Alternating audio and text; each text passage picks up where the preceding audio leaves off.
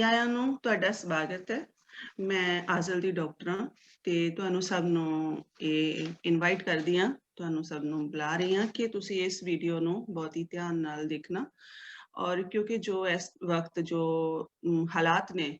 ਜੋ ਕਿ ਇਹ ਬਿਮਾਰੀ ਹੈ ਕਰੋਨਾ ਵਾਇਰਸ ਤੇ ਕੋਵਿਡ-19, ਇਸ ਦੇ ਵਿੱਚ ਜੋ ਵੀ ਮੁਸ਼ਕਿਲ ਆ ਰਹੀਆਂ ਨੇ ਸਾਨੂੰ ਸਭ ਨੂੰ, ਉਹਦੇ ਬਾਰੇ ਵਿੱਚ ਤੇ ਉਸ ਨੂੰ ਸਮਝਣ ਵਾਸਤੇ ਔਰ ਉਹਦੇ ਵਿੱਚ ਅਸੀਂ ਕਿਸ ਤਰ੍ਹਾਂ ਕਰ ਸਕਦੇ ਹਾਂ ਕਿ ਕੀ ਅਸੀਂ ਕਰ ਸਕਦੇ ਹਾਂ ਕੀ ਨਹੀਂ ਕਰ ਸਕਦੇ ਹਾਂ,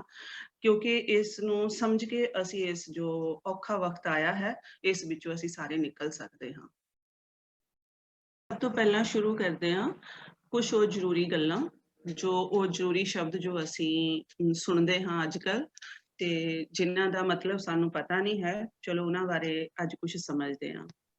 ਤੇ ਜਦੋਂ ਅਸੀਂ ਗੱਲ ਕਰਦੇ ਹਾਂ ਤੇ ਅਕਸਰ ਅਸੀਂ ਸੁਣਦੇ ਹਾਂ ਪੰਡੇਮੀਆ ਹੁਣ ਇੱਕ ਬਿਮਾਰੀ ਹੁੰਦੀ ਹੈ ਜਦੋਂ ਉਹ ਅਲੱਗ-ਅਲੱਗ ਦੇਸ਼ਾਂ ਦੇ ਵਿੱਚ ਪੂਰੇ ਵਰਲਡ ਦੇ ਵਿੱਚ ਫੈਲ ਜਾਂਦੀ ਹੈ ਔਰ ਜਿਸ ਦੇ ਨਾਲ ਬਹੁਤ ਹੀ ਨੁਕਸਾਨ ਹੋਣ ਲੱਗ ਜਾਂਦਾ ਹੈ, ਜੋ ਕਿ ਛੂਤ ਦੀ ਬਿਮਾਰੀ ਹੁੰਦੀ ਹੈ। ਤੇ ਇਸ ਵਾਰ ਅਸੀਂ ਗੱਲ ਕਰ ਰਹੇ ਹਾਂ ਉਹ ਉਸ ਹਾਲਾਤ ਦੀ ਗੱਲ ਕਰ ਰਹੇ ਹਾਂ ਜਦੋਂ ਇਹ ਬਿਮਾਰੀ ਹੈ ਇਹ ਇੰਨੀ ਤੇਜ਼ੀ ਨਾਲ ਫੈਲਣਾ ਸ਼ੁਰੂ ਕਰ ਦਿੰਦੀ ਹੈ ਕਿ ਦੂਰ ਦਰਾਜ ਦੇ ਦੇਸ਼ਾਂ ਦੇ ਵਿੱਚ, ਘਰਾਂ ਦੇ ਵਿੱਚ, ਮੁਹੱਲਿਆਂ ਦੇ ਵਿੱਚ ਤੇ ਉਹਨਾਂ ਦੇ ਵਿੱਚ ਫੈਲ ਜਾਂਦੀ ਹੈ, ਬੇਸ਼ੱਕ ਚਾਹੇ ਉਹ ਦੇਸ਼ ਇੱਕ ਦੂਜੇ ਤੋਂ ਜਿੰਨਾ ਵੀ ਮਰਜ਼ੀ ਦੂਰ ਹੋਣ। ਜਿਸ ਤਰ੍ਹਾਂ ਕਿ ਤੁਸੀਂ ਜਾਣਦੇ ਹੀ ਹੋ ਕਿ ਕਰੋਨਾ ਵਾਇਰਸ ਕਿੰਨੀ ਜਲਦੀ ਨਾਲ ਫੈਲ ਰਿਹਾ ਹੈ ਤੇ ਤੁਸੀਂ ਆਪਣੇ ਦੇਸ਼ਾਂ ਤੋਂ ਵੀ ਜਦੋਂ ਖਬਰਾਂ ਸੁਣਦੇ ਹੋਵੋਗੇ ਤਾਂ ਤੁਹਾਨੂੰ ਪਤਾ ਲੱਗ ਜਾਂਦਾ ਹੈ ਵੀ ਕਿਸ ਤਰ੍ਹਾਂ ਤੁਹਾਡੇ ਦੇਸ਼ਾਂ ਦੇ ਵਿੱਚ ਵੀ ਇਸ ਦਾ ਪ੍ਰਕੋਪ ਜੋ ਹੈ ਉਹ ਜਾਰੀ ਹੈ। ਤੇ ਅੱਜ ਤੱਕ ਜੋ ਪੂਰੀ ਦੁਨੀਆ ਦੇ ਵਿੱਚ ਲੱਖਾਂ ਹੀ ਇਸ ਗੱਲ ਦੇ ਕੇਸ ਆਏ ਨੇ ਤੇ ਲੱਖਾਂ ਹੀ ਇਹਦੇ ਨਾਲ ਮੌਤਾਂ ਹੋ ਚੁੱਕੀਆਂ ਨੇ ਤੇ ਇਟਾਲੀਆ ਦੇ ਵਿੱਚ ਵੀ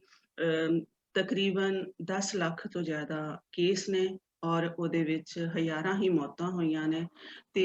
ਹੁਣ ਜੋ ਆਪਣੇ ਉmbria ਜੋ ਆਪਣੀ ਸਟੇਟ ਹੈ ਉਸ ਦੇ ਵਿੱਚ ਜੋ ਹਾਲਾਤ ਨੇ ਕਿ ਜਦੋਂ ਇਹ ਬਿਮਾਰੀ ਸ਼ੁਰੂ ਹੋਈ ਸੀ ਤਾਂ ਤਕਰੀਬਨ ਕੰਟਰੋਲ ਵਿੱਚ ਸੀ ਕਿਉਂਕਿ ਇੱਥੇ ਇੰਨੇ ਜ਼ਿਆਦਾ ਕੇਸ ਨਹੀਂ ਸੀ ਆਏ, ਪਰ ਹੁਣ ਕਿਉਂਕਿ ਬਹੁਤ ਹੀ ਤੇਜ਼ੀ ਨਾਲ ਇਹ ਜੋ ਵਾਇਰਸ ਹੈ ਉਹ ਫੈਲ ਰਿਹਾ ਹੈ ਤੇ ਇਸ ਕਰਕੇ ਹੁਣ ਉmbria ਦੇ ਵਿੱਚ ਵੀ ਜੋ ਆਪਣੀ ਸਟੇਟ ਜਿੱਥੇ ਅਸੀਂ ਰਹਿ ਰਹੇ ਹਾਂ ਉਹਦੇ ਵਿੱਚ ਵੀ 100-150 ਦੇ ਕਰੀਬ ਕੇਸ ਜੋ ਹੈ ਉਹ ਜੋਰਨੋ ਇੱਕ ਦਿਨ ਦੇ ਵਿੱਚ ਆ ਰਹੇ ਨੇ ਤੇ ਜਿਸ ਕਰਕੇ ਜੋ ਸਾਡੇ ਹਸਪੀਟਲ ਨੇ ਉਹਨਾਂ ਨੂੰ ਬੜਾ ਹੀ ਮੁਸ਼ਕਿਲ ਹੋ ਰਿਹਾ ਹੈ ਸਾਰਿਆਂ ਦਾ ਇਲਾਜ ਕਰਨਾ, ਕਿਉਂਕਿ ਇੰਨੇ ਜ਼ਿਆਦਾ ਜਦੋਂ ਮਰੀਜ਼ ਆਉਂਦੇ ਨੇ ਹਸਪੀਟਲ ਦੇ ਵਿੱਚ ਤੇ ਉਹਨਾਂ ਨੂੰ ਇਕੱਠਿਆਂ ਨੂੰ ਡਾਕਟਰਾਂ ਲਈ ਕੰਟਰੋਲ ਕਰਨਾ ਬਹੁਤ ਹੀ ਮੁਸ਼ਕਿਲ ਹੋ ਜਾਂਦਾ ਹੈ। ਇਹ ਜੋ ਗੱਲ ਮੈਂ ਕਹਿਣ ਜਾ ਰਹੀ ਹਾਂ ਇਹ ਬਹੁਤ ਹੀ ਇੰਪੋਰਟੈਂਟ ਹੈ ਕਿਉਂਕਿ ਜੋ ਸਾਡੇ ਹਸਪੀਟਲ ਨੇ ਉmbria ਦੇ ਉਹ ਕਰੋਨਾ ਵਾਇਰਸ ਦੇ ਮਰੀਜ਼ਾਂ ਨਾਲ ਭਰ ਚੁੱਕੇ ਨੇ ਤੇ ਜੇਕਰ ਉਹਨਾਂ ਦੇ ਵਿੱਚ ਮਤਲਬ ਕੋਈ ਜ਼ਿਆਦਾ ਸੀਰੀਅਸ ਵੀ ਨਹੀਂ ਹੈ ਪਰ ਉਹ ਇੰਨੇ ਜ਼ਿਆਦਾ ਲੋਕਾਂ ਦਾ ਇੱਕ ਟਾਈਮ ਦੇ ਉੱਤੇ ਇਕੱਠੇ ਇਲਾਜ ਕਰਨਾ ਉਹਨਾਂ ਲਈ ਬਹੁਤ ਹੀ ਮੁਸ਼ਕਿਲ ਹੋ ਜਾਂਦਾ ਹੈ ਕਿਉਂਕਿ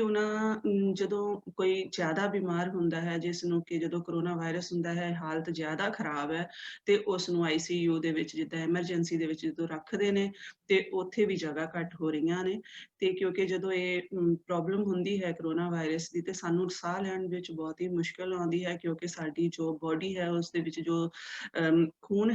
ਖੂਨ ਦੇ ਵਿੱਚ ਆਕਸੀਜਨ ਦੀ ਜੋ ਕਮੀ ਹੈ ਉਹ ਘਟ ਜਾਂਦੀ ਹੈ ਤੇ ਪਰ ਇਸੇ ਕਰਕੇ ਇਹ ਜੋ ਅਸੀਂ ਤੁਹਾਡੇ ਨਾਲ ਅੱਜ ਗੱਲ ਕਰ ਰਹੇ ਹਾਂ ਕਿ ਜੋ ਸਾਡੇ ਹਰ ਰੋਜ਼ਮर्रा ਦੀ ਜੋ ਜ਼ਿੰਦਗੀ ਦੇ ਵਿੱਚ ਛੋਟੀਆਂ-ਛੋਟੀਆਂ ਗੱਲਾਂ ਨੇ ਜੇਕਰ ਅਸੀਂ ਉਹਨਾਂ ਨੂੰ ਮੰਨੀਏ, ਉਹਨਾਂ ਨੂੰ ਫੋਲੋ ਕਰੀਏ ਤੇ ਅਸੀਂ ਆਪਣੇ ਹਸਪੀਟਲ, ਆਪਣੇ ਡਾਕਟਰਾਂ ਦੀ ਬਹੁਤ ਮਦਦ ਕਰ ਸਕਦੇ ਹਾਂ ਤਾਂ ਕਿ ਉਹ ਜੋ ਮਰੀਜ਼ ਹਸਪੀਟਲਾਂ ਦੇ ਵਿੱਚ ਗਏ ਨੇ ਜਿਨ੍ਹਾਂ ਦੀ ਹਾਲਤ ਬਹੁਤ ਖਰਾਬ ਹੈ ਉਹਨਾਂ ਦੀ ਜਲਦੀ ਹੀ ਉਹਨਾਂ ਦੀ ਉਹ ਮਦਦ ਕਰਨ ਔਰ ਜਲਦੀ ਉਹਨਾਂ ਦਾ ਇਲਾਜ ਸ਼ੁਰੂ ਕਰਨ ਤੇ ਜਿਸ ਕਰਕੇ ਕਿ ਇੱਕਦਮ ਇਕੱਠੇ ਜ਼ਿਆਦਾ ਲੋਕ ਬਿਮਾਰ ਹੋ ਕੇ ਹਸਪੀਟਲ ਨਾ ਪਹੁੰਚਣ।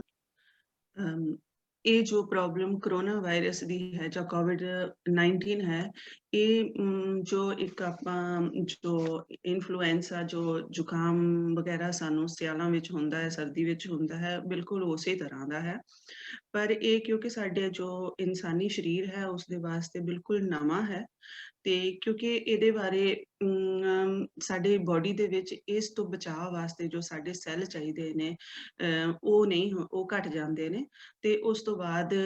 ਜੋ ਕਿ ਅਸੀਂ ਬਿਮਾਰ ਹੋ ਜਾਂਦੇ ਹਾਂ। ਪਰ ਇਹ ਜ਼ਿਆਦਾਤਰ ਜੋ ਜਿਨ੍ਹਾਂ ਲਈ ਖਤਰਨਾਕ ਹੈ, ਉਹ ਹੈ ਜੋ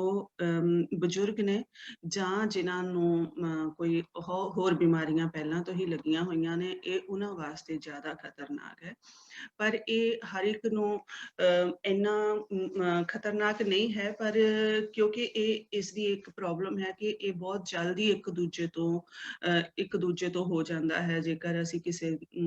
ਜਿਸ ਨੂੰ ਕਰੋਨਾ ਵਾਇਰਸ ਹੋਇਆ ਹੋਵੇ, ਬੇਸ਼ੱਕ ਉਹਨੂੰ ਨਾ ਵੀ ਉਹਦੇ ਵਿੱਚ ਉਹ ਸਿੰਪਟਮ ਹੋਣ ਕਿ ਉਹਨੂੰ ਜਿਸ ਤਰ੍ਹਾਂ ਕਿ ਬੁਖਾਰ ਚੜ ਰਿਹਾ ਜਾਂ ਖਾਂਸੀ ਆ ਰਹੀ ਹੈ ਜਾਂ ਕੁਛ ਵੀ ਏਦਾਂ ਦਾ, ਤੇ ਪਰ ਫਿਰ ਵੀ ਉਹ ਇੱਕ ਦੂਜੇ ਤੋਂ ਹੋ ਜਾਂਦਾ ਹੈ। ਤੇ ਇਸ ਕਰਕੇ ਅਸੀਂ ਸਾਰਿਆਂ ਨੇ ਇੱਕ ਹੱਲਾ ਮਾਰਨਾ ਹੈ, ਇੱਕ ਦੂਜੇ ਦੇ ਨਾਲ ਮਦਦ ਵੀ ਕਰਨੀ ਹੈ। ਸਭ ਤੋਂ ਪਹਿਲਾਂ ਆਪਣੇ ਆਪ ਨੂੰ ਬਚਾਉਣਾ ਹੈ ਤਦ ਕਿ ਅਸੀਂ ਦੂਸਰਿਆਂ ਨੂੰ ਵੀ ਬਚਾ ਸਕੀਏ। ਪ੍ਰੀਵੈਂਸ਼ੀਓਨੇ ਕਿਸ ਨੂੰ ਕਹਿੰਦੇ ਨੇ? ਪ੍ਰੀਵੈਂਸ਼ੀਓਨੇ ਜੋ ਕਿ ਅਸੀਂ ਸ਼ਬਦ ਸੁਣਦੇ ਹਾਂ, ਉਸਦਾ ਮਤਲਬ ਇਹ ਹੈ ਕਿ ਅਸੀਂ ਕੁਛ ਇਹੋ ਜਿਹੇ ਕੰਮ ਪਹਿਲਾਂ ਕਰਨੇ ਨੇ ਬਿਮਾਰ ਹੋਣ ਤੋਂ, ਜਿਸ ਦੇ ਨਾਲ ਕਿ ਅਸੀਂ ਬਿਮਾਰ ਨਾ ਹੋਈਏ। ਕਿਉਂਕਿ ਉਸਦੇ ਵਾਸਤੇ ਜਦੋਂ ਅਸੀਂ ਕਿਸੇ ਚੀਜ਼, ਜਿਸ ਤਰ੍ਹਾਂ ਕਿ ਬਿਮਾਰੀ ਆਉਣ ਵਾਲੀ ਹੈ ਜਾਂ ਬਿਮਾਰੀ ਆ ਚੁੱਕੀ ਹੈ, ਪਰ ਉਸ ਤੋਂ ਪਹਿਲਾਂ ਹੀ ਬਚਾਅ ਕਰਨ ਵਾਸਤੇ ਸਾਨੂੰ ਕੀ ਕਰਨਾ ਚਾਹੀਦਾ ਹੈ, ਉਸ ਦੇ ਵਾਸਤੇ ਉਸ ਨੂੰ ਹੀ ਪ੍ਰੀਵੈਂਸ਼ੀਓਨੇ ਕਹਿੰਦੇ ਨੇ। ਤੇ ਉਹਦੇ ਵਾਸਤੇ ਬਹੁਤ ਹੀ ਆਸਾਨ ਪਰ ਬਹੁਤ ਹੀ ਜ਼ਰੂਰੀ ਜੋ ਨਿਯਮ ਨੇ ਉਹ ਬਣਾਏ ਗਏ ਨੇ, ਤੇ ਉਹਨਾਂ ਨੂੰ ਅਸੀਂ ਸਾਰਿਆਂ ਨੇ ਮੰਨਣਾ ਹੈ। ਜੋ ਸਭ ਤੋਂ ਪਹਿਲਾ ਨਿਯਮ ਹੈ ਜਿਸ ਨੂੰ ਅਸੀਂ ਯੂਜ਼ ਕਰਨਾ ਹੈ, ਉਹ ਹੈ ਮਸਕੇਰੀਨਾ। Mascherina di... Tranquilla, quando vuoi riprendi, poi dopo al tagli e cuci ci penso io. Okay. ਸਭ ਤੋਂ ਪਹਿਲਾ ਜੋ ਨਿਯਮ ਹੈ ਉਹ ਹੈ ਮਸਕਰੀਨਾ ਲਗਾਉਣ ਦਾ, ਕਿਉਂਕਿ ਇਹ ਜਿਸ ਤਰ੍ਹਾਂ ਕਿ ਇਹ ਵਾਇਰਸ ਇੱਕ ਆਦਮੀ ਤੋਂ ਦੂਸਰੇ ਆਦਮੀ ਤੱਕ ਜਲਦੀ ਪਹੁੰਚ ਜਾਂਦਾ ਹੈ, ਕਿਉਂਕਿ ਜੇਕਰ ਅਸੀਂ ਮਸਕਰੀਨਾ ਨਹੀਂ ਲਗਾਉਂਦੇ, ਜਦੋਂ ਅਸੀਂ ਬੋਲਦੇ ਹਾਂ, ਗਾਉਂਦੇ ਹਾਂ, ਜਾਂ ਅਸੀਂ ਛਿੱਕ ਮਾਰਦੇ ਹਾਂ, ਜਾਂ ਖੰਘਦੇ ਹਾਂ, ਜਾਂ ਉੱਚੀ ਬੋਲਦੇ ਹਾਂ, ਤੇ ਜੋ ਸਾਡੇ ਮੂੰਹ ਦੇ ਵਿੱਚੋਂ ਥੁੱਕ ਨਿਕਲਦਾ ਹੈ, ਉਹਦੇ ਵਿੱਚੋਂ ਕਾਫੀ ਹਵਾ ਦੇ ਵਿੱਚ ਵੀ ਚਲਿਆ ਜਾਂਦਾ ਹੈ, ਜੋ ਕਿ ਬਾਕੀ ਲੋਕਾਂ ਨੂੰ ਅਸੀਂ ਬਿਮਾਰ ਕਰ ਸਕਦੇ ਹਾਂ। ਤੇ ਸਭ ਤੋਂ ਪਹਿਲਾਂ ਤੇ ਮਸਕੇਰੀਨਾ ਕਿਰੂਰਜੀਕਾ ਹੈ, ਜਿਹੜਾ ਕਿ ਸਾਰੇ ਅੱਜ ਕੱਲ੍ਹ ਲਗਾ ਰਹੇ ਨੇ। ਤੇ ਪਰ ਉਹ ਕਿਸ ਨੂੰ, ਕਿਉਂਕਿ ਉਹ ਸਾਨੂੰ ਸਭ ਨੂੰ ਲਗਾਉਣਾ ਚਾਹੀਦਾ, ਮੈਨੂੰ ਵੀ ਲਗਾਉਣਾ ਚਾਹੀਦਾ, ਤੁਹਾਨੂੰ ਵੀ ਲਗਾਉਣਾ ਚਾਹੀਦਾ ਹੈ, ਕਿਉਂਕਿ ਇਹਦੇ ਨਾਲ ਹੀ ਅਸੀਂ ਇੱਕ ਦੂਜੇ ਦਾ ਬਚਾਅ ਕਰ ਸਕਦੇ ਹਾਂ। ਤੇ ਉਸ ਤੋਂ ਬਾਅਦ ਦੂਜਾ ਮਸਕਰੀਨਾ ਹੈਗਾ FFP2, ਜੋ ਕਿ ਜ਼ਿਆਦਾ ਬਚਾਅ ਕਰਦਾ ਹੈ, ਪਰ ਉਹ ਜ਼ਿਆਦਾਤਰ ਜੋ ਹੈ ਉਹ ਜੋ ਡਾਕਟਰ ਨੇ, ਨਰਸਾਂ ਨੇ, ਉਹ ਯੂਜ਼ ਕਰਦੇ ਨੇ, ਕਿਉਂਕਿ ਉਹਨਾਂ ਨੇ ਉਹਨਾਂ ਲੋਕਾਂ ਵਿੱਚ ਰਹਿਣਾ ਹੁੰਦਾ ਹੈ ਜਿਨ੍ਹਾਂ ਨੂੰ ਸਿਰਫ ਕਰੋਨਾ ਵਾਇਰਸ ਹੀ ਨਹੀਂ, ਹੋਰ ਵੀ ਬਿਮਾਰੀਆਂ ਹੋਈਆਂ ਹੁੰਦੀਆਂ ਹਨ, ਤੇ ਉਹਨਾਂ ਨੂੰ ਜ਼ਿਆਦਾ ਖਤਰਾ ਹੁੰਦਾ ਹੈ। ਤੇ ਤੀਜਾ ਜੋ ਮਸਕਰੀਨਾ ਹੈ ਉਹ ਕੱਪੜੇ ਦਾ ਹੈ, ਉਹ ਪਰ ਉਦੋਂ ਹੀ ਸਭ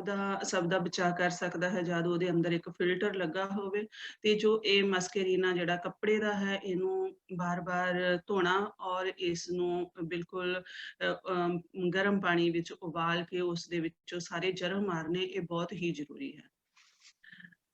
ਕਿਸੇ ਵੀ ਕੇਸ ਵਿੱਚ ਜਿਹੜਾ ਇਹ ਮਸਕਰੀਨਾ ਹੈ ਉਹ ਤਦ ਹੀ ਠੀਕ ਢੰਗ ਨਾਲ ਯੂਜ਼ ਕੀਤਾ ਜਾ ਸਕਦਾ ਹੈ ਜਦੋਂ ਅਸੀਂ ਆਪਣੇ ਨੱਕ ਅਤੇ ਮੂੰਹ ਨੂੰ ਢੱਕ ਕੇ ਰੱਖਾਂਗੇ, ਨਹੀਂ ਤੇ ਇਸ ਨੂੰ ਯੂਜ਼ ਕਰਨਾ ਬੇਕਾਰ ਹੈ। ਦੂਜਾ ਨਿਯਮ ਜੋ ਹੈ ਉਹ ਹੈ ਇੱਕ ਦੂਜੇ ਤੋਂ ਦੂਰੀ ਬਣਾ ਕੇ ਰੱਖਣ ਦਾ।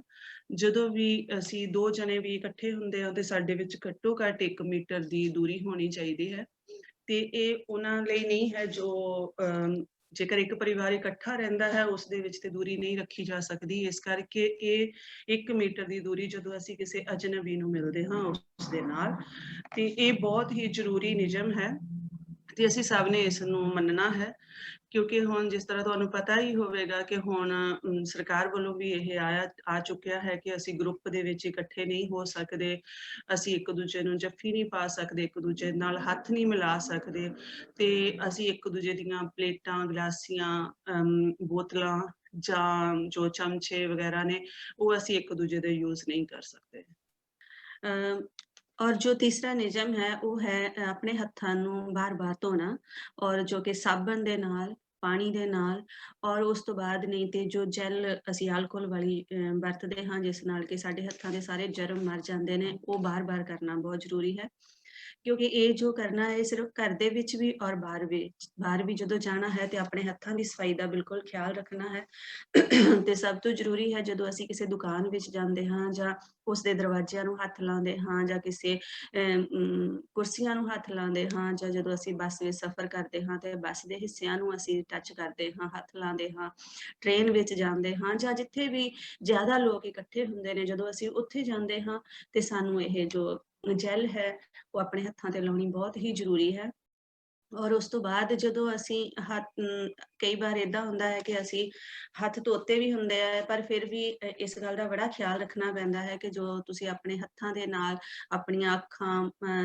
ਮੂੰਹ, ਅੱਖਾਂ, ਨੱਕ ਇਹਨਾਂ ਨੂੰ ਬਾਰ-ਬਾਰ ਨਾ ਹੱਥ ਲਾਓ ਕਿਉਂਕਿ ਇਹਦੇ ਨਾਲ ਇਹ ਹੈ ਕਿ ਜੋ ਵਾਇਰਸ ਹੈ ਇਹ ਮੂੰਹ, ਅੱਖਾਂ ਔਰ ਨੱਕ ਰਾਹੀਂ ਹੀ ਸਾਡੀ ਬੋਡੀ ਦੇ ਵਿੱਚ ਐਂਟਰ ਹੁੰਦਾ ਹੈ। ਇਸ ਗੱਲ ਦਾ ਬਹੁਤ ਹੀ ਖਿਆਲ ਰੱਖਣਾ ਹੈ ਔਰ ਸਭ ਤੋਂ ਜ਼ਿਆਦਾ ਇਹ ਹੈ ਕਿ ਜਦ ਤੁਸੀਂ ਜੋ ਆਪਣੇ ਹੱਥ ਨੇ ਉਹ ਅਕਸਰ ਧੋਣੇ ਨੇ। ਬੇਸ਼ੱਕ ਤੁਸੀਂ ਜਦੋਂ ਬਾਹਰੋਂ ਜਾਣ ਤੋਂ ਪਹਿਲਾਂ, ਬਾਅਦ ਵਿੱਚ, ਖਾਣਾ ਖਾਣ ਤੋਂ ਪਹਿਲੇ, ਖਾਣਾ ਖਾਣ ਤੋਂ ਬਾਅਦ ਵਿੱਚ ਔਰ ਉਸ ਤੋਂ ਬਾਅਦ ਜਦੋਂ ਅਸੀਂ ਰਸੋਈ ਦੇ ਵਿੱਚ ਕੁਛ ਵੀ ਖਾਣਾ ਵਗੈਰਾ ਬਣਾਉਣਾ ਹੈ, ਖਾਣਾ ਬਣਾਉਣ ਤੋਂ ਪਹਿਲਾਂ ਔਰ ਖਾਣਾ ਬਣਾਉਣ ਤੋਂ ਬਾਅਦ ਵੀ ਅਸੀਂ ਆਪਣੇ ਹੱਥਾਂ ਨੂੰ ਬਹੁਤ ਹੀ ਚੰਗੀ ਤਰ੍ਹਾਂ ਪਾਣੀ ਔਰ ਸਾਬਣ ਦੇ ਨਾਲ ਧੋਣਾ ਹੈ। ਚੌਥਾ ਨਿਯਮ ਜੋ ਹੈ ਉਹ ਹੈ ਕਿ ਜੋ ਇਹ ਕੋਰੋਨਾ ਵਾਇਰਸ ਹੈ ਇੱਕ ਦੂਜੇ ਤੋਂ ਜਦੋਂ ਇਹ ਫੈਲਦਾ ਹੈ ਤਾਂ ਜਦੋਂ ਅਸੀਂ ਥੁੱਕਦੇ ਹਾਂ ਜਾਂ ਖੰਘਦੇ ਹਾਂ ਤੇ ਉਸ ਦੀਆਂ ਬੂੰਦਾਂ ਜੋ ਥੁੱਕਦੀਆਂ ਹੁੰਦੀਆਂ ਉਹ ਹਵਾ ਦੇ ਵਿੱਚ ਚਲੀਆਂ ਜਾਂਦੀਆਂ, ਉਸ ਦੇ ਨਾਲ ਵੀ ਇਹ ਫੈਲਦਾ ਹੈ। ਇਸ ਲਈ ਬਹੁਤ ਹੀ ਜ਼ਰੂਰੀ ਹੈ ਜਦੋਂ ਵੀ ਸਾਨੂੰ ਖੰਘ ਆਉਂਦੀ ਹੈ ਜਾਂ ਸਾਨੂੰ ਛਿੱਕ ਆਉਂਦੀ ਹੈ ਤੇ ਉਸ ਵਾਸਤੇ ਅਸੀਂ ਇੱਕ ਪੇਪਰ ਦੀ ਵਰਤੋਂ ਕਰੀਏ ਜਾਂ ਫਿਰ ਆਪਣੀ ਕੋਣੀ ਦੇ ਉੱਪਰ ਅਸੀਂ ਛਿੱਕੀਏ ਜਾਂ ਖੰਘੀਏ। ਤੇ ਉਸ ਤੋਂ ਬਾਅਦ ਜਦੋਂ ਅਸੀਂ ਪੇਪਰ ਦੀ ਵਰਤੋਂ ਕਰਦੇ ਹਾਂ ਤੇ ਉਸ ਨੂੰ ਉਸੇ ਹੀ ਵਕਤ ਢੋਲ ਦੇ ਵਿੱਚ ਸਿੱਟਣਾ ਹੈ ਕਿਉਂਕਿ ਜਦੋਂ ਅਸੀਂ ਇਸ ਤਰ੍ਹਾਂ ਖੰਘਦੇ ਹਾਂ ਜਾਂ ਛਿੱਕਦੇ ਹਾਂ ਪੇਪਰ ਦੇ ਨਾਲ ਜਾਂ ਕੋਣੀ ਦੇ ਉੱਤੇ ਤੇ ਉਹਦੇ ਨਾਲ ਇਹ ਹੁੰਦਾ ਹੈ ਕਿ ਜੋ ਥੁੱਕ ਦੇ ਵਿੱਚੋਂ ਜੋ ਜਰਮ ਨੇ ਉਹ ਹਵਾ ਦੇ ਵਿੱਚ ਨਹੀਂ ਜਾਂਦੇ ਔਰ ਉਹ ਜੋ ਉਸ ਦੇ ਨਾਲ ਜੋ ਬਾਕੀ ਲੋਕ ਨੇ ਉਹਨਾਂ ਦਾ ਬਚਾਅ ਹੋ ਜਾਂਦਾ ਹੈ। ਪੰਜਵਾਂ ਜੋ ਨਿਯਮ ਹੈ ਉਹ ਬਹੁਤ ਹੀ ਜ਼ਿਆਦਾ ਜ਼ਰੂਰੀ ਹੈ ਕਿ ਜਿਸ ਤਰ੍ਹਾਂ ਕਿ ਜਿਸ ਵੀ ਘਰ ਦੇ ਵਿੱਚ ਅਸੀਂ ਰਹਿੰਦੇ ਹਾਂ ਉਸ ਨੂੰ ਸਾਫ਼ ਕਰਨਾ ਔਰ ਬਾਰ-ਬਾਰ ਸਾਫ਼ ਕਰਨਾ ਕਿਉਂਕਿ ਉਸ ਦੇ ਨਾਲ ਇਹ ਹੈ ਕਿ ਬੇਸ਼ੱਕ ਅਸੀਂ ਉਸ ਘਰ ਦੇ ਵਿੱਚ ਜਾਂ ਉਸ ਕਮਰੇ ਵਿੱਚ ਅਸੀਂ ਥੋੜੇ ਟਾਈਮ ਲਈ ਰਹਿਣਾ ਹੈ ਜਾਂ ਥੋੜੇ ਦਿਨਾਂ ਲਈ ਰਹਿਣਾ ਹੈ ਪਰ ਫਿਰ ਵੀ ਉਸ ਨੂੰ ਦਿਨ ਦੇ ਵਿੱਚ ਕਾਫੀ ਵਾਰ ਸਾਫ਼ ਕਰਨ ਦੀ ਜ਼ਰੂਰਤ ਹੈ, ਅਲਕੋਹਲ ਦੇ ਨਾਲ ਜਾਂ ਕਲੋਰੋ ਦੇ ਨਾਲ। ਕਿਉਂਕਿ ਜੇਕਰ ਅਸੀਂ ਇਹਨਾਂ ਸਾਰੇ ਨਿਯਮਾਂ ਨੂੰ ਠੀਕ ਤਰ੍ਹਾਂ ਢੰਗ ਨਾਲ ਰੱਖਦੇ ਹਾਂ ਜਾਂ ਇਹਨਾਂ ਨੂੰ ਮੰਨਦੇ ਹਾਂ ਤੇ ਇਹ ਜਿਹੜਾ ਵੀਰus ਹੈ ਸਾਡੇ ਤੱਕ ਨਹੀਂ ਆ ਸਕਦਾ ਤੇ ਇਸ ਦੇ ਨਾਲ ਅਸੀਂ ਬਾਕੀ ਲੋਕਾਂ ਨੂੰ ਵੀ ਇਹ ਵਾਇਰਸ ਨਹੀਂ ਲਗਾਵਾਂਗੇ ਔਰ ਸਭ ਤੋਂ ਜ਼ਿਆਦਾ ਜ਼ਰੂਰੀ ਜੋ ਕਿ ਇਨਸਾਨ ਕਿਸੇ ਬਿਮਾਰੀ ਦਾ ਸ਼ਿਕਾਰ ਨੇ ਜਾਂ ਬਹੁਤ ਹੀ ਕਮਜ਼ੋਰ ਨੇ ਕਿ ਬਿਮਾਰੀਆਂ ਦੇ ਨਾਲ ਪਹਿਲਾਂ ਹੀ ਬਿਮਾਰ ਨੇ ਉਹਨਾਂ ਨੂੰ ਇਹ ਲੱਗਣ ਦਾ ਖਤਰਾ ਹੁੰਦਾ ਹੈ ਤੇ ਅਸੀਂ ਉਹਨਾਂ ਨੂੰ ਵੀ ਬਚਾ ਸਕਦੇ ਹਾਂ। ਪਰ ਜਿਸ ਤਰ੍ਹਾਂ ਕਿ ਤੁਹਾਨੂੰ ਪਤਾ ਹੈ ਕਿ ਅਸੀਂ ਬੇਸ਼ੱਕ ਜਿੰਨਾ ਵੀ ਮਰਜ਼ੀ ਆਪਣਾ ਖਿਆਲ ਰੱਖੀਏ ਪਰ ਕੋਰੋਨਾ ਵਾਇਰਸ ਦਾ ਡਰ ਜੋ ਹੈ ਉਹ ਹਮੇਸ਼ਾ ਹੋਇਆ ਰਹਿੰਦਾ ਹੈ। ਇਸ ਦੇ ਵਾਸਤੇ ਇਹ ਹੈ ਕਿ ਜੋ ਕਿ ਅਕਸਰ ਤੁਸੀਂ ਸੁਣਦੇ ਹੋ ਸਿੰਪਟੋਮੀ ਮਤਲਬ ਇਹ ਹੈ ਕਿ ਲੱਛਣ ਸਾਡੀ ਬਾਡੀ ਦੇ ਵਿੱਚ ਕਿਹੋ ਜਿਹੇ ਲੱਛਣ ਹੁੰਦੇ ਨੇ ਜਦੋਂ ਇਹ ਕੋਰੋਨਾ ਵਾਇਰਸ ਹੁੰਦਾ ਹੈ। ਜਦੋਂ ਕੋਰੋਨਾ ਵਾਇਰਸ ਦਾ ਸਾਨੂੰ ਨਿਸ਼ਾਨੀਆਂ ਜੇ ਉਹ ਇਹ ਨੇ ਕਿ ਜਾਂ ਬੁਖਾਰ ਹੁੰਦਾ ਹੈ, ਉਲਟੀਆਂ ਆਉਂਦੀਆਂ ਨੇ, ਬਹੁਤ ਜ਼ਿਆਦਾ ਥਕਾਵਟ ਹੁੰਦੀ ਹੈ, ਸਾਰੇ ਸਰੀਰ ਵਿੱਚ ਬਹੁਤ ਦਰਦ ਹੁੰਦੀ ਹੈ। ਉਸ ਤੋਂ ਬਾਅਦ ਜੋ ਵੀ ਅਸੀਂ ਸੁੰਘਦੇ ਹਾਂ ਤੇ ਸਾਨੂੰ ਪਤਾ ਨਹੀਂ ਲੱਗਦਾ ਕਿ ਕਿਹੜੀ ਚੀਜ਼ ਹੈ। ਜਦੋਂ ਅਸੀਂ ਕੁਝ ਖਾਂਦੇ ਹਾਂ ਤੇ ਸਾਨੂੰ ਉਸਦਾ ਸਵਾਦ ਸਾਡੀ ਜੀਭ ਤੇ ਨਹੀਂ ਆਉਂਦਾ। ਪਰ ਇਸ ਦੇ ਵਿੱਚ ਇਹ ਵੀ ਹੈ ਕਿ ਇਹ ਜਿਹੜੇ ਸਾਰੇ ਲੱਛਣ ਨੇ ਉਹ ਇੱਕਦਮ ਹੀ ਨਹੀਂ ਆਉਂਦੇ, ਇੱਕ-ਇੱਕ ਕਰਕੇ ਵੀ ਆ ਸਕਦੇ ਨੇ। ਇਸ ਲਈ ਬਹੁਤ ਹੀ ਜ਼ਰੂਰੀ ਹੈ ਕਿ ਤੁਸੀਂ ਆਪਣੇ ਡਾਕਟਰ ਨੂੰ ਫੋਨ ਕਰੋ ਔਰ ਜੇਕਰ ਤੁਸੀਂ ਕਿਸੇ ਚਿੰਤਰੋ ਵਿੱਚ ਰਹਿ ਰਹੇ ਹੋ, ਕਿਸੇ ਸੈਂਟਰ ਵਿੱਚ ਰਹਿ ਰਹੇ ਹੋ ਤੇ ਜਿੱਥੇ ਕਿ ਤੁਹਾਨੂੰ ਰੱਖਿਆ ਗਿਆ ਹੈ ਸਰਕਾਰ ਵੱਲੋਂ ਤੇ ਉਸ ਦੇ ਡਾਕਟਰ ਨੂੰ ਤੁਸੀਂ ਫੋਨ ਕਰਨਾ ਹੈ। ਪਰ ਜੇਕਰ ਕੋਈ 14 ਸਾਲ ਤੋਂ ਥੱਲੇ ਦੇ ਬੱਚੇ ਨੇ ਤੇ ਉਹਨਾਂ ਨੇ ਆਪਣੀ ਜੋ ਬੱਚਿਆਂ ਵਾਲਾ ਡਾਕਟਰ ਹੈ ਉਸ ਨੂੰ ਫੋਨ ਕਰਨਾ ਹੈ। ਔਰ ਬਹੁਤ ਹੀ ਇੰਪੋਰਟੈਂਟ ਹੈ ਕਿ ਤੁਸੀਂ ਪ੍ਰੰਤੂ ਸੁਕੋਰਸੋ ਨਹੀਂ ਜਾਣਾ ਔਰ ਨਾ ਹੀ ਐਂਬੂਲੈਂਸ ਨੂੰ ਫੋਨ ਕਰਨਾ ਹੈ ਕਿਉਂਕਿ ਜਿਸ ਤਰ੍ਹਾਂ ਕਿ ਤੁਹਾਨੂੰ ਪਹਿਲਾਂ ਵੀ ਦੱਸਿਆ ਹੈ ਕਿ ਜੋ ਸਾਡੇ ਹਸਪੀਟਲ ਨੇ ਇਸ ਵਕਤ ਬਹੁਤ ਹੀ ਮੁਸ਼ਕਿਲ ਦੇ ਵਿੱਚ ਨੇ ਕਿਉਂਕਿ ਉੱਥੇ ਬਹੁਤ ਹੀ ਜ਼ਿਆਦਾ ਮਰੀਜ਼ ਜੋ ਕੋਰੋਨਾ ਵਾਇਰਸ ਦੇ ਆ ਚੁੱਕੇ ਨੇ ਤੇ ਜਦੋਂ ਇਸ ਕਰਕੇ ਤੁਸੀਂ ਆਪਣੇ ਡਾਕਟਰ ਨੂੰ ਹੀ ਫ਼ੋਨ ਕਰਨਾ ਹੈ। ਉਸ ਤੋਂ ਬਾਅਦ ਜੇਕਰ ਤੁਹਾਨੂੰ ਇਹ ਲੱਛਣ ਜੋ ਨੇ ਤੁਹਾਡੀ ਬਾਡੀ ਵਿੱਚ ਸ਼ਨੀ ਐਤਵਾਰ ਨੂੰ ਦਿਸਦੇ ਨੇ, ਤਾਂ ਤੁਸੀਂ ਉਸ ਦਿਨ ਜੋ ਫ਼ੋਨ ਜਿਹੜਾ ਹੈ ਉਹ ਤੁਹਾਡਾ ਡਾਕਟਰ ਉਸਨੇ ਤੇ ਨਹੀਂ ਉਠਾਉਣਾ ਹੈ, ਤੇ ਇੱਕ ਗੁਆਰਡੀਆ ਮੈਡੀਕਾ ਹੈ, ਜੋ ਕਿ ਸ਼ਨੀ ਐਤਵਾਰ ਨੂੰ ਸਰਕਾਰ ਵੱਲੋਂ ਇਹ ਡਾਕਟਰ ਬਹਿੰਦੇ ਨੇ, ਔਰ ਉਹ ਤੁਹਾਨੂੰ ਉਹ ਜੋ ਵੀ ਸਲਾਹ ਦੇਣਗੇ ਜਾਂ ਤੁਹਾਨੂੰ ਜਿਸ ਤਰ੍ਹਾਂ ਵੀ ਉਹ ਡਾਕਟਰ ਜੋ ਗੁਆਰਡੀਆ ਮੈਡੀਕਾ ਕਹੂਗਾ, ਉਸ ਦੇ ਆਧਾਰ ਤੇ ਹੀ ਤੁਹਾਨੂੰ ਦੱਸਿਆ ਜਾਊਗਾ ਕਿ ਤੁਹਾਨੂੰ ਹਸਪੀਟਲ ਜਾਣ ਦੀ ਜ਼ਰੂਰਤ ਹੈ ਜਾਂ ਨਹੀਂ ਹੈ। ਪਰ ਜ਼ਿਆਦਾਤਰ ਜੋ ਇਹ ਕੋਰੋਨਾ ਵਾਇਰਸ ਹੈ, ਇਹ ਆਪਣੇ ਆਪ ਹੀ ਖਤਮ ਹੁੰਦਾ ਹੈ, ਇਸ ਦੇ ਵਾਸਤੇ ਕੋਈ ਇਲਾਜ ਦੀ ਜ਼ਰੂਰਤ ਨਹੀਂ ਹੈ। ਕਈ ਕੇਸਾਂ ਦੇ ਵਿੱਚ ਇਸ ਤਰ੍ਹਾਂ ਵੀ ਹੋਇਆ ਹੈ ਕਿ ਕੋਰੋਨਾ ਵਾਇਰਸ ਹੋਇਆ ਹੁੰਦਾ ਹੈ, ਪਰ ਉਹਨਾਂ ਨੂੰ ਕੋਈ ਵੀ ਲੱਛਣ ਨਹੀਂ ਹੁੰਦੇ, ਔਰ ਉਸ ਦੇ ਨਾਲ ਉਹ ਜੋ ਆਦਮੀ ਹੁੰਦਾ ਹੈ ਉਸਨੂੰ ਲੱਗਦਾ ਹੈ ਕਿ ਉਸਨੂੰ ਕੁਛ ਵੀ ਨਹੀਂ ਹੋਇਆ ਹੈ, ਕਿਉਂਕਿ ਉਹ ਬਿਲਕੁਲ ਠੀਕ ਹੁੰਦਾ ਹੈ। ਪਰ ਇਸ ਚੀਜ਼ ਨੂੰ ਜਾਣਨ ਵਾਸਤੇ ਸਭ ਤੋਂ ਜ਼ਰੂਰੀ ਹੈ ਤੰਪੋਨੇ ਕਰਵਾਉਣਾ, ਜੋ ਕਿ ਤੁਹਾਡਾ ਡਾਕਟਰ ਹੈ ਉਹ ਹੀ ਲਿਖ ਕੇ ਦੇ ਸਕਦਾ ਹੈ। ਤੇ ਇਹ ਤੰਪੋਨੇ ਕੀ ਹੈ, ਇਸ ਦੇ ਬਾਰੇ ਵੀ ਅਕਸਰ ਸਵਾਲ ਕੀਤਾ ਜਾਂਦਾ ਹੈ, ਤੇ ਇਹ ਇੱਕ ਟੈਸਟ ਹੈ ਜੋ ਬਹੁਤ ਹੀ ਆਸਾਨ ਹੈ, ਤੇ ਬੱਚੇ ਵੀ ਇਸ ਨੂੰ ਕਰਵਾਉਂਦੇ ਨੇ, ਬੱਚਿਆਂ ਲਈ ਵੀ ਇਹ ਕੀਤਾ ਜਾਂਦਾ ਹੈ। ਤੇ ਇਸ ਦਾ ਹੈ ਕਿ ਇੱਕ ਛੋਟੀ ਇੱਕ ਡੰਡੀ ਹੁੰਦੀ ਹੈ ਪਤਲੀ ਜਿਹੀ, ਔਰ ਉਸਦੇ ਅੱਗੇ ਉਹਨਾਂ ਨੇ ਕਾਟਨ ਰੂੰ ਲਗਵਾਇਆ ਹੁੰਦਾ ਹੈ, ਤੇ ਉਹ ਸਾਡੇ ਨੱਕ ਵਿੱਚ ਜਾਂ ਗਲ ਦੇ ਵਿੱਚੋਂ ਉਹ ਅੰਦਰੋਂ ਲੈਂਦੇ ਨੇ ਲਿਕੁਇਡ, ਜਿਸ ਦੇ ਨਾਲ ਕਿ ਪਤਾ ਲੱਗ ਜਾਂਦਾ ਹੈ ਕਿ ਉਸ ਦੇ ਵਿੱਚ ਵਾਇਰਸ ਹੈ ਜਾਂ ਨਹੀਂ ਹੈ। ਤੰਪੋਨੇ ਕਰਵਾਉਣ ਤੋਂ ਬਾਅਦ ਫਿਰ ਹੀ ਸਾਨੂੰ ਪਤਾ ਲੱਗਦਾ ਹੈ ਕਿ ਅਸੀਂ ਪੋਜ਼ਿਟਿਵ ਹਾਂ ਜਾਂ ਨੈਗੇਟਿਵ ਹਾਂ, ਤੇ ਜੇਕਰ ਅਸੀਂ ਪੋਜ਼ਿਟਿਵ ਹਾਂ ਤੇ ਉਸ ਦਾ ਮਤਲਬ ਹੈ ਕਿ ਅਸੀਂ ਪੋਜ਼ਿਟਿਵੀਆ ਸਿੰਟੋਮੈਟਿਸ਼ੀ ਹਾਂ। ਇਸ ਦਾ ਮਤਲਬ ਇਹ ਹੈ ਕਿ ਸਾਨੂੰ ਕੋਰੋਨਾ ਵਾਇਰਸ ਹੋਇਆ ਹੈ, ਪਰ ਮੇਰੀ ਬਾਡੀ ਦੇ ਵਿੱਚ ਕੋਈ ਵੀ ਲੱਛਣ ਨਹੀਂ ਹਨ। ਇਸ ਲਈ ਬਹੁਤ ਹੀ ਧਿਆਨ ਦੇਣ ਵਾਲੀ ਗੱਲ ਹੈ ਕਿ ਇਹ ਜੋ ਪੋਜ਼ਿਟਿਵੀਆ ਸਿੰਟੋਮੈਟਿਸ਼ੀ ਲੋਕ ਹੁੰਦੇ ਨੇ, ਇਹ ਕਿਸੇ ਨੂੰ ਵੀ ਇਹ ਵਾਇਰਸ ਜਿਹੜਾ ਹੈ ਉਹ ਲਗਾ ਸਕਦੇ ਨੇ। ਇਸ ਲਈ ਇਹ ਬਹੁਤ ਹੀ ਜ਼ਰੂਰੀ ਹੈ ਕਿ ਇਹ ਜੋ ਪਰਸਨ ਜਾਂ ਇਹ ਜੋ ਇਨਸਾਨ ਜਿਨ੍ਹਾਂ ਨੂੰ ਇਹ ਪੋਜ਼ਿਟਿਵੀਆ ਸਿੰਟੋਮੈਟਿਸ਼ੀ ਹੁੰਦੇ ਨੇ, ਇਹਨਾਂ ਨੇ ਬਿਲਕੁਲ ਅਲੱਗ ਰਹਿਣਾ ਹੈ ਬਾਕੀ ਲੋਕਾਂ ਤੋਂ। ਤੇ ਕਿਉਂਕਿ ਇਸ ਤੋਂ ਬਾਅਦ ਇਹ ਵੀ ਹੈ ਕਿ ਇਹ ਜੋ ਕੋਰੋਨਾ ਵਾਇਰਸ ਦਾ ਇਸ ਕਰਕੇ ਵੀ ਇਹਨਾਂ ਨੂੰ ਅਲੱਗ ਰੱਖਣ ਨੂੰ ਕਿਹਾ ਜਾਂਦਾ ਹੈ, ਜਾਂ ਇਹਨਾਂ ਨੂੰ ਅਲੱਗ ਰੱਖਿਆ ਜਾਂਦਾ ਹੈ, ਕਿਉਂਕਿ ਇਹ ਕਿਸੇ ਨਾ ਕਿਸੇ ਇਹੋ ਜਿਹੇ ਪਰਸਨ ਦੇ ਜਾਂ ਇਹੋ ਜਿਹੇ ਇਨਸਾਨ ਦੇ ਕੰਟੈਕਟ ਵਿੱਚ ਜਾਂ ਉਹਨਾਂ ਨੂੰ ਜ਼ਰੂਰ ਮਿਲੇ ਹਨ, ਜਿਨ੍ਹਾਂ ਨੂੰ ਇਹ ਕੋਰੋਨਾ ਵਾਇਰਸ ਹੋਇਆ ਸੀ। ਸਾਡੇ ਲਈ ਇਹ ਵੀ ਬਹੁਤ ਜ਼ਰੂਰੀ ਹੈ ਯਾਦ ਰੱਖਣਾ ਕਿ ਇਹ ਜੋ ਵਾਇਰਸ ਹੈ ਕਿਸੇ ਨੂੰ ਵੀ ਹੋ ਸਕਦਾ ਹੈ, ਕਿਉਂਕਿ ਇਸ ਦੇ ਵਾਸਤੇ ਜੇਕਰ ਕਿਸੇ ਨੂੰ ਕੋਰੋਨਾ ਵਾਇਰਸ ਹੋਇਆ ਹੈ ਤੇ ਉਸ ਦੇ ਨਾਲ ਕੋਈ ਭੇਦਭਾਵ ਨਹੀਂ ਕੀਤਾ ਜਾਣਾ ਚਾਹੀਦਾ, ਕਿਉਂਕਿ ਇਹ ਜੋ ਵਾਇਰਸ ਹੈ ਇਹ ਸਭ ਪਾਸੇ ਜੋ ਹੈ ਇਹ ਫੈਲ ਰਿਹਾ ਹੈ, ਔਰ ਕਿਸੇ ਨੂੰ ਵੀ ਇਹ ਲੱਗ ਸਕਦਾ ਹੈ। ਇਸ ਲਈ ਇਸ ਦੇ ਵਿੱਚ ਕਿਸੇ ਦਾ ਕੋਈ ਕਸੂਰ ਵੀ ਨਹੀਂ ਹੈ, ਜਾਂ ਇਹ ਵੀ ਨਹੀਂ ਹੈ ਕਿ ਕਿਸੇ ਨੂੰ ਕੋਈ ਸਜ਼ਾ ਹੈ, ਪਰ ਇੱਕ ਏਦਾਂ ਦੀ ਬਿਮਾਰੀ ਹੈ ਜੋ ਕਿ ਆ ਗਈ ਹੈ ਪਰ ਜਾਂਦੀ ਵੀ ਹੈ, ਤੇ ਇਹ ਕੋਈ ਹਮੇਸ਼ਾ ਲਈ ਰਹਿਣ ਵਾਲੀ ਬਿਮਾਰੀ ਨਹੀਂ ਹੈ। ਤੇ ਇਸੇ ਕਰਕੇ ਜਦੋਂ ਕੋਈ ਪਰਸਨ ਜਾਂ ਕੋਈ ਇਨਸਾਨ ਪੋਜ਼ਿਟਿਵ ਹੁੰਦਾ ਹੈ ਤੇ ਉਹਨੂੰ ਇਸੋਲਾਮੈਂਟੋ ਵਿੱਚ ਰੱਖਿਆ ਜਾਂਦਾ ਹੈ। ਇਸੋਲਾਮੈਂਟੋ ਦਾ ਮਤਲਬ ਇਹ ਹੈ ਕਿ ਉਸ ਨੂੰ ਉਹਨਾਂ ਬਾਕੀ ਸਾਰੇ ਲੋਕਾਂ ਤੋਂ ਅਲੱਗ ਰਹਿਣਾ ਪੈਂਦਾ ਹੈ ਜਿਨ੍ਹਾਂ ਦੇ ਨਾਲ ਉਹ ਰਹਿ ਰਿਹਾ ਹੁੰਦਾ ਹੈ, ਤੇ ਉਸ ਤੋਂ ਬਾਅਦ 10 ਦਿਨ ਬਾਅਦ ਉਸਦਾ ਫਿਰ ਤੰਪੋਨੇ ਹੁੰਦਾ ਹੈ, ਔਰ ਜੇਕਰ ਉਹ ਤੰਪੋਨੇ ਫਿਰ ਵੀ ਪੋਜ਼ਿਟਿਵ ਹੁੰਦਾ ਹੈ ਤੇ ਉਸ ਨੂੰ ਫਿਰ 21 ਦਿਨ ਦੇ ਵਾਸਤੇ ਉਹਨੂੰ ਅਲੱਗ ਰਹਿਣਾ ਪੈਂਦਾ ਹੈ। ਜੋ ਕਿ ਅਕਸਰ ਅਸੀਂ ਸੁਣਦੇ ਹਾਂ ਕਿ ਇੱਕ ਹੋਰ ਵੀ ਸ਼ਬਦ ਵਰਤਦੇ ਨੇ, ਕੁਰੰਤੈਨਾ। ਕੁਰੰਤੈਨਾ ਦਾ ਮਤਲਬ ਜੋ ਹੈ ਕਿ ਜੇਕਰ ਅਸੀਂ ਕਿਸੇ ਕੋਰੋਨਾ ਵਾਇਰਸ ਪੋਜ਼ਿਟਿਵ ਇਨਸਾਨ ਦੇ ਕੰਟੈਕਟ ਵਿੱਚ ਆਏ ਹਾਂ ਜਾਂ ਉਸਨੂੰ ਮਿਲੇ ਹਾਂ, ਤੇ ਉਸ ਤੋਂ ਬਾਅਦ 15 ਦਿਨ ਵਾਸਤੇ ਅਸੀਂ ਅਲੱਗ ਰਹਿਣਾ ਹੈ ਸਭ ਤੋਂ। ਤੇ ਜੇਕਰ 10 ਦਿਨ ਬਾਅਦ ਕਈ ਵਾਰ ਆਪਣਾ ਉਹ ਤੰਪੋਨੇ ਕਰ ਵੀ ਲੈਂਦੇ ਨੇ, ਤੇ ਉਸ ਤੋਂ ਬਾਅਦ ਜੇਕਰ ਉਹ ਨੈਗੇਟਿਵ ਹੈ ਤੇ ਫਿਰ ਅਸੀਂ ਫ੍ਰੀ ਹੋ ਜਾਂਦੇ ਹਾਂ ਘੁੰਮਣ ਵਾਸਤੇ, ਪਰ ਜੇਕਰ ਉਹ ਪੋਜ਼ਿਟਿਵ ਆਉਂਦਾ ਹੈ ਤੇ ਫਿਰ ਸਾਨੂੰ ਫਿਰ ਵੀ ਅੰਦਰ ਹੀ ਰੱਖਦੇ ਨੇ। ਹੁਣ ਇਹ ਹੈ ਕਿ ਫਰਕ ਕੀ ਹੈ ਇਸੋਲਾਮੈਂਟੋ ਤੇ ਕੁਰੰਤੈਨਾ ਦੇ ਵਿੱਚ।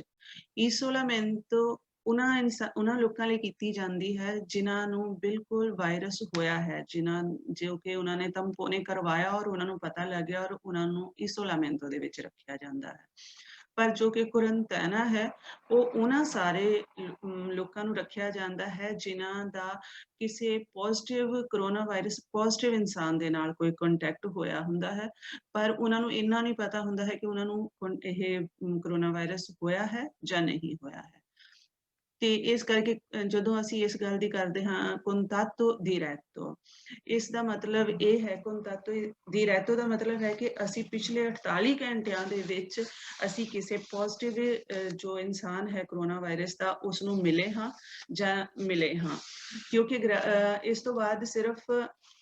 ਜਦੋਂ ਅਸੀਂ ਤੰਪੋਨੇ ਕਰਵਾਉਂਦੇ ਹਾਂ ਜਾਂ ਸਾਨੂੰ ਕੋਈ ਲੱਛਣ ਜੋ ਪਹਿਲਾਂ ਦੱਸੇ ਸਨ ਉਸ ਤਰ੍ਹਾਂ ਦੇ ਸਾਡੀ ਬੋਡੀ ਵਿੱਚ ਆਉਂਦੇ ਹਨ ਤੇ ਫਿਰ ਸਾਨੂੰ ਇਸ ਦਾ ਪਤਾ ਲੱਗਦਾ ਹੈ। ਔਰ ਉਸ ਤੋਂ ਬਾਅਦ ਜੋ ਕੁਰੰਤੈਨਾ, ਜਿਸ ਨੂੰ ਕਿ ਅਸੀਂ ਅਕਸਰ ਇਹ ਸ਼ਬਦ ਸੁਣਦੇ ਹਾਂ, ਇਹ ਕੁਰੰਤੈਨਾ ਦੇ ਵਿੱਚ ਉਹਨਾਂ ਲੋਕਾਂ ਨੂੰ ਰੱਖਿਆ ਜਾਂਦਾ ਹੈ ਜੋ ਕਿ ਕਿਸੇ ਪੋਜ਼ਿਟਿਵ ਜੋ ਕੋਰੋਨਾ ਵਾਇਰਸ ਪੋਜ਼ਿਟਿਵ ਇਨਸਾਨ ਉਸਦੇ ਕੰਟੈਕਟ ਵਿੱਚ ਆਇਆ ਹੁੰਦਾ ਹੈ। ਉਸ ਨੂੰ 15 ਦਿਨ ਵਾਸਤੇ ਅਲੱਗ ਰਹਿਣ ਨੂੰ ਕਿਹਾ ਜਾਂਦਾ ਹੈ ਔਰ 10 ਦਿਨ ਤੋਂ ਬਾਅਦ ਜਦੋਂ ਉਹਨਾਂ ਦਾ ਤੰਪੋਨੇ ਕਰਦੇ ਹਨ ਤੇ ਫਿਰ ਪਤਾ ਲੱਗ ਜਾਂਦਾ ਹੈ ਕਿ ਉਹ ਨੈਗੇਟਿਵ ਹਨ ਜਾਂ ਪੋਜ਼ਿਟਿਵ ਹਨ। ਹੁਣ ਜੋ ਇਸੋਲਾਮੈਂਟੋ ਤੇ ਕੁਰੰਤੈਨਾ ਦੇ ਵਿੱਚ ਕੀ ਫਰਕ ਹੈ? ਇਸੋਲਾਮੈਂਟੋ ਵਿੱਚ ਉਹਨਾਂ ਹੀ ਲੋਕਾਂ ਨੂੰ ਰੱਖਿਆ ਜਾਂਦਾ ਹੈ ਜਿਨ੍ਹਾਂ ਨੂੰ ਪੱਕੇ ਤੌਰ ਤੇ ਪਤਾ ਹੁੰਦਾ ਹੈ ਕਿ ਇਹਨਾਂ ਨੂੰ ਵਾਇਰਸ ਹੋਇਆ ਹੈ, ਤੇ ਕੁਰੰਤੈਨਾ ਦੇ ਵਿੱਚ ਉਹਨਾਂ ਲੋਕਾਂ ਨੂੰ ਰੱਖਿਆ ਜਾਂਦਾ ਹੈ ਜਿਨ੍ਹਾਂ ਨੂੰ ਪਤਾ ਹੁੰਦਾ ਹੈ ਕਿ ਉਹ ਕਿਸੇ ਕੋਰੋਨਾ ਵਾਇਰਸ ਪੋਜ਼ਿਟਿਵ ਇਨਸਾਨ ਦੇ ਕੰਟੈਕਟ ਵਿੱਚ ਆਏ ਹਨ, ਪਰ ਉਹਨਾਂ ਨੂੰ ਇਹ ਨਹੀਂ ਪਤਾ ਹੁੰਦਾ ਹੈ ਕਿ ਉਹਨਾਂ ਨੂੰ ਖੁਦ ਨੂੰ ਇਹ ਜੋ ਕੋਰੋਨਾ ਵਾਇਰਸ ਹੈ ਉਹ ਹੋਇਆ ਹੈ ਜਾਂ ਨਹੀਂ ਹੋਇਆ ਹੈ। ਇਸ ਲਈ ਜਦੋਂ ਵੀ ਅਸੀਂ ਗੱਲ ਕਰਦੇ ਹਾਂ contatto diretto, ਇਸ ਦਾ ਮਤਲਬ ਇਹ ਹੈ ਕਿ ਅਸੀਂ ਕਿਸੇ ਇਹੋ ਜਿਹੇ ਇਨਸਾਨ ਨੂੰ ਜਿਸ ਨੂੰ ਕੋਰੋਨਾ ਵਾਇਰਸ ਪੋਜ਼ਿਟਿਵ ਹੈ ਉਸ ਨੂੰ ਅਸੀਂ ਪਿਛਲੇ 2 ਦਿਨਾਂ ਤੋਂ ਮਿਲੇ ਹਾਂ, ਪਿਛਲੇ 48 ਘੰਟਿਆਂ ਵਿੱਚ ਅਸੀਂ ਉਹਦੇ ਨਾਲ ਮਿਲੇ ਹਾਂ ਤੇ ਪਰ ਸਾਨੂੰ ਇਹ ਨਹੀਂ ਪਤਾ ਹੈ ਕਿ ਸਾਨੂੰ ਇਹ ਕੋਰੋਨਾ ਵਾਇਰਸ ਹੋਇਆ ਹੈ ਜਾਂ ਨਹੀਂ ਹੋਇਆ ਹੈ। ਇਸ ਚੀਜ਼ ਦਾ ਪਤਾ ਸਾਨੂੰ ਸਿਰਫ ਤੰਪੋਨੇ ਤੋਂ ਜਾਂ ਸਾਡੀ ਜੋ ਬੋਡੀ ਵਿੱਚ ਲੱਛਣ ਹੋਣਗੇ ਉਹਨਾਂ ਤੋਂ ਹੀ ਪਤਾ ਲੱਗਦਾ ਹੈ। ਇਸ ਲਈ ਇਸੋਲਾਮੈਂਟੋ ਉਹਨਾਂ ਲੋਕਾਂ ਲਈ ਹੈ ਜਿਨ੍ਹਾਂ ਨੂੰ ਪੱਕਾ ਹੋਇਆ ਹੁੰਦਾ ਹੈ ਕੋਰੋਨਾ ਵਾਇਰਸ, ਔਰ ਕੁਰੰਤੈਨਾ ਸਿਰਫ ਉਹਨਾਂ ਨੂੰ ਰੱਖਿਆ ਜਾਂਦਾ ਹੈ ਜਿਨ੍ਹਾਂ ਨੂੰ ਇਹ ਹੁੰਦਾ ਹੈ ਕਿ ਉਹ ਪਿਛਲੇ 2 ਦਿਨਾਂ ਵਿੱਚ ਕਿਸੇ ਕੋਰੋਨਾ ਵਾਇਰਸ ਪੋਜ਼ਿਟਿਵ ਜੋ ਪੇਸ਼ੈਂਟ ਹੈ ਉਸ ਨੂੰ ਮਿਲੇ ਹਨ। ਇਹ ਵੀ ਗੱਲ ਬਹੁਤ ਜ਼ਰੂਰੀ ਯਾਦ ਰੱਖਣ ਵਾਲੀ ਹੈ ਕਿ ਡਾਕਟਰ ਹੀ ਨੇ ਜੋ ਡਿਸਾਈਡ ਕਰਨਗੇ, ਜੋ ਫੈਸਲਾ ਕਰਨਗੇ ਕਿ ਕਿਸ ਕੇਸ ਨੂੰ ਕਿਸ ਤਰ੍ਹਾਂ ਉਹਨਾਂ ਨੇ ਦੇਖਣਾ ਹੈ, ਕਿਉਂਕਿ ਜੋ ਵਾਇਰਸ ਹੈ ਬਹੁਤ ਤੇਜ਼ੀ ਨਾਲ ਵੱਧ ਰਿਹਾ ਹੈ, ਇਸ ਲਈ ਕਾਨੂੰਨ ਜੋ ਨਿਯਮ ਨੇ ਉਹ ਵੀ ਬਦਲ ਰਹੇ ਨੇ। ਤੇ ਇਸ ਕਰਕੇ ਇਹ ਵੀ ਹੈ ਕਿਉਂਕਿ ਜਿਸ ਤਰ੍ਹਾਂ ਬਹੁਤ ਹੀ ਲੋਕਾਂ ਨੇ ਇਹ ਤੰਪੋਨੇ ਕਰਵਾਉਣਾ ਹੈ ਤੇ ਹੋ ਸਕਦਾ ਹੈ ਕਿ ਤੰਪੋਨੇ ਕਰਵਾਉਣ ਵਾਸਤੇ ਕੁਝ ਦਿਨ ਦਾ ਇੰਤਜ਼ਾਰ ਜੋ ਹੈ ਉਹ ਕੁਰੰਤੈਨਾ ਦੇ ਵਿੱਚ ਵੀ ਕਰਨਾ ਪਵੇ। ਇਸ ਵਕਤ ਬਹੁਤ ਹੀ ਜ਼ਿਆਦਾ ਸਾਇੰਸਦਾਨ ਪੂਰੀ ਦੁਨੀਆ ਦੇ ਵਿੱਚ ਇਸ ਵਕਤ ਇਸ ਚੀਜ਼ ਨੂੰ ਸਟੱਡੀ ਕਰ ਰਹੇ ਨੇ ਔਰ ਨਵੇਂ ਐਕਸਪੈਰੀਮੈਂਟ ਕਰ ਰਹੇ ਨੇ ਦੇਖਣ ਵਾਸਤੇ ਕਿ ਇੱਕ ਇਹੋ ਜਿਹਾ ਟੀਕਾ, ਇੱਕ ਵੈਕਸੀਨ ਤਿਆਰ ਹੋ ਜਾਵੇ ਜਿਸ ਨਾਲ ਕਿ ਇਹ ਜੋ ਬਿਮਾਰੀ ਹੈ ਇਹ ਪੂਰੀ ਤਰ੍ਹਾਂ ਖਤਮ ਹੋ ਜਾਵੇ ਔਰ ਦੁਬਾਰਾ ਇਹ ਕਿਸੇ ਨੂੰ ਵੀ ਇਹ ਬਿਮਾਰੀ ਨਾ ਹੋਵੇ। ਇਸ ਲਈ ਬਹੁਤ ਹੀ ਜ਼ਰੂਰੀ ਹੈ ਆਪਣੇ ਡਾਕਟਰ ਤੇ ਵਿਸ਼ਵਾਸ ਰੱਖਣਾ ਔਰ ਜਿਸ ਤਰ੍ਹਾਂ ਡਾਕਟਰ ਕਹਿਣ ਉਸੇ ਹੀ ਤਰ੍ਹਾਂ ਕਰਨਾ। ਜਿਸ ਤਰ੍ਹਾਂ ਕਿ ਇਸੋਲਾਮੈਂਟੋ ਦੀ ਗੱਲ ਕੀਤੀ ਸੀ ਕਿ ਜਦੋਂ ਹੋ ਸਕਦਾ ਹੈ ਕਿ ਜਦੋਂ ਅਸੀਂ ਠੀਕ ਢੰਗ ਨਾਲ ਅਲੱਗ ਨਹੀਂ ਰਹਿ ਪਾ ਰਹੇ ਤੇ ਸਾਨੂੰ ਕਿਸੇ ਹੋਰ ਘਰ ਦੇ ਵਿੱਚ ਜਾਂ ਹੋਰ ਕਿਸੇ ਚੇਂਤਰੋ ਦੇ ਵਿੱਚ ਸਾਨੂੰ ਉਹ ਲੈ ਕੇ ਜਾਣ, ਪਰ ਇਹਦੇ ਵਿੱਚ ਕੋਈ ਡਰਨ ਦੀ ਗੱਲ ਨਹੀਂ ਹੈ ਕਿਉਂਕਿ ਇਹ ਸਿਰਫ ਇਸ ਕਰਕੇ ਇੱਕ ਜਗ੍ਹਾ ਤੋਂ ਦੂਜੀ ਜਗ੍ਹਾ ਉਹਨਾਂ ਬੰਦਿਆਂ ਨੂੰ ਭੇਜਿਆ ਜਾਂਦਾ ਹੈ ਜੋ ਆਪਣੇ ਘਰ ਦੇ ਵਿੱਚ ਠੀਕ ਢੰਗ ਨਾਲ ਅਲੱਗ ਨਹੀਂ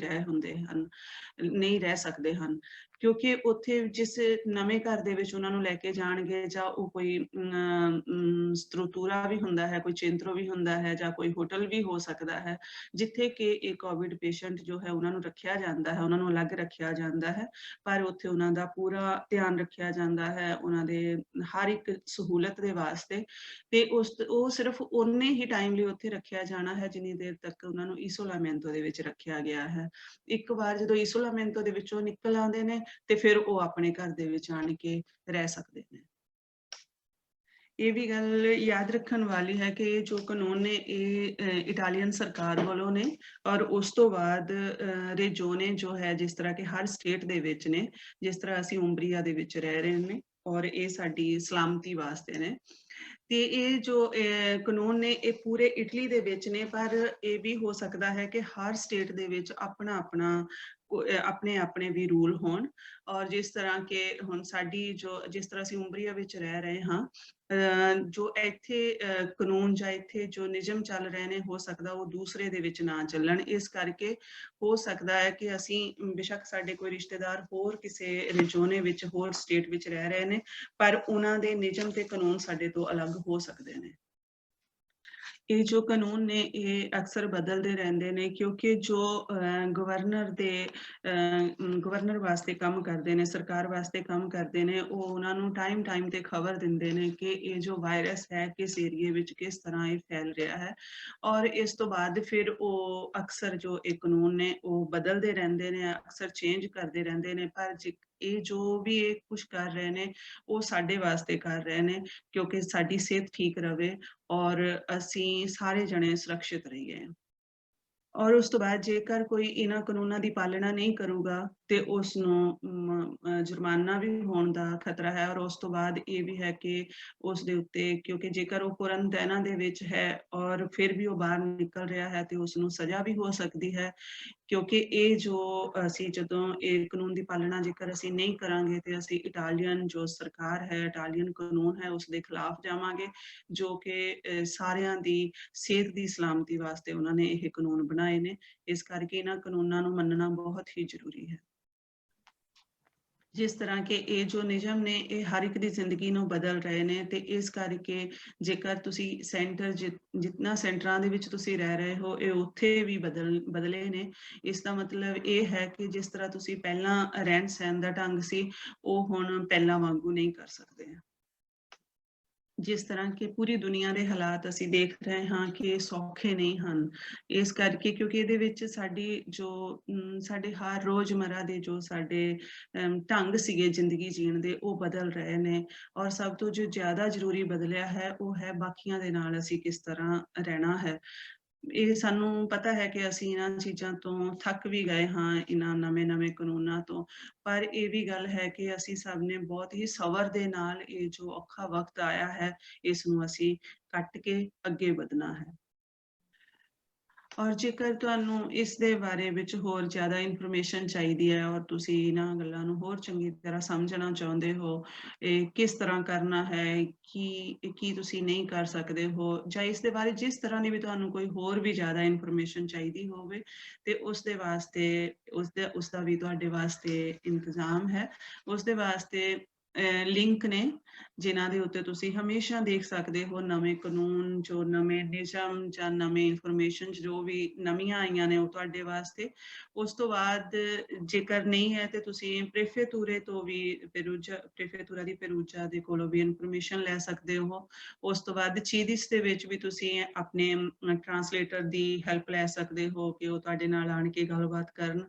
ਔਰ ਉਸ ਤੋਂ ਬਾਅਦ ਆਂਚੀ ਵੀ ਹੈ, ਜੋ ਕਿ ਗਰੁੱਪ ਦੇ ਵਿੱਚ ਬੈਠ ਕੇ ਇੱਕ ਟਰਾਂਸਲੇਟਰ ਦੇ ਨਾਲ ਤੁਹਾਡੇ ਨਾਲ ਗੱਲਬਾਤ ਕਰਕੇ ਜੋ ਵੀ ਤੁਹਾਡੀਆਂ ਮੁਸ਼ਕਿਲ ਹੋਣਗੀਆਂ, ਜੋ ਵੀ ਤੁਹਾਡੇ ਸਵਾਲ ਹੋਣਗੇ, ਉਹਨਾਂ ਦਾ ਜਵਾਬ ਦੇਣਗੇ। ਇਹ ਤੁਸੀਂ ਕਰਨ ਵਾਸਤੇ ਤੁਸੀਂ ਆਪਣੇ ਜਿਸ ਵੀ ਚਿੰਤਰੋ ਦੇ ਵਿੱਚ ਤੁਸੀਂ ਰਹਿ ਰਹੇ ਹੋ, ਤੁਸੀਂ ਆਪਣੇ ਆਪਰੇਟਰ ਦੇ ਨਾਲ ਗੱਲ ਕਰਨੀ ਹੈ ਜਾਂ ਆਪਣੇ ਪ੍ਰੇਫੇਤੂਰੇ ਦੇ ਨਾਲ ਗੱਲ ਕਰਨੀ ਹੈ। ਇਹਨਾਂ ਸਾਰੇ ਜੋ ਵੀ ਸਰਵਿਸ ਜੋ ਨੇ ਉਹਨਾਂ ਦਾ ਲਾਭ ਉਠਾਉਣ ਵਾਸਤੇ।